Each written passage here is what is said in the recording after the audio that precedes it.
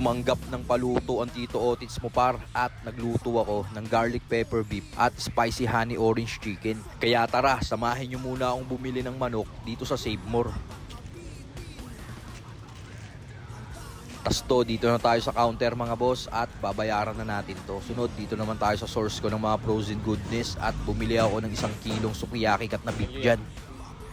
Pag uwi ng bahay, rekta sibakin natin tong 2 buong manok. Tas yan, kunin natin mga tol, rekta natin dito sa palanggana, sabay lagyan natin ng 1 dakot na asin, sabay lamukusin natin maigi yan hanggang sa matanggal yung mga unnecessary shit ng ating manok, sabay banlawan natin maigi hanggang sa luminaw ang tubig at okay na to. At mga boss, sabay-sabay tayong magtanong kay Dola. AI assistant si Dola mga boss, pag may mga bagay na hindi ko alam, dito ako nagtatanong. Nag-send lang ako ng picture ng recipe at lumabas agad yung full details at procedure niya. Available ito sa App Store at Play Store mga boss at libre lang ito. Kaya wag ka na magpahuli, i-download mo na to boss. Tas yan, balik na tayo rito sa ginagawa natin mga boss. Linagyan ko na ng mga mabibisang pampalasa yan. Haluin natin maigi, sabay set aside.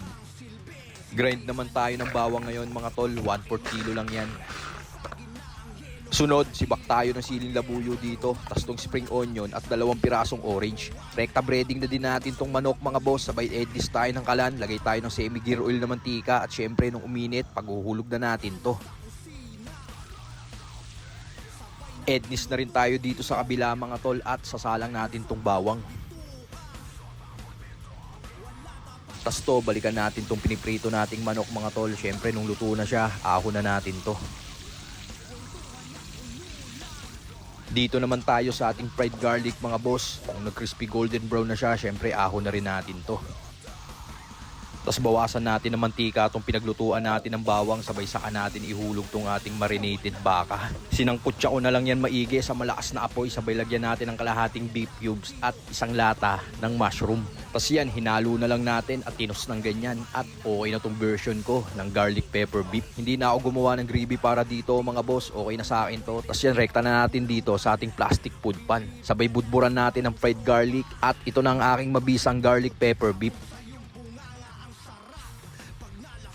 Ednis tayo ng kalan at gagawa na tayo ng spicy honey orange chicken. After matunaw ng butter, hulog natin yung siling labuyo. Sangkutsahin natin maigi mga boss, sabay saka tayo maglagay ng generous amount ng honey.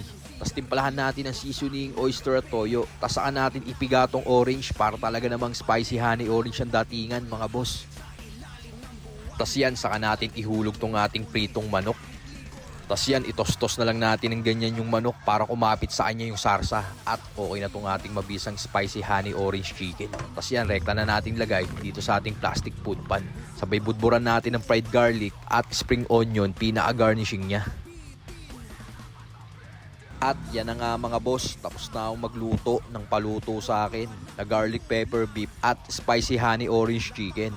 So paano mga tol? Hanggang dito na lang. Peace!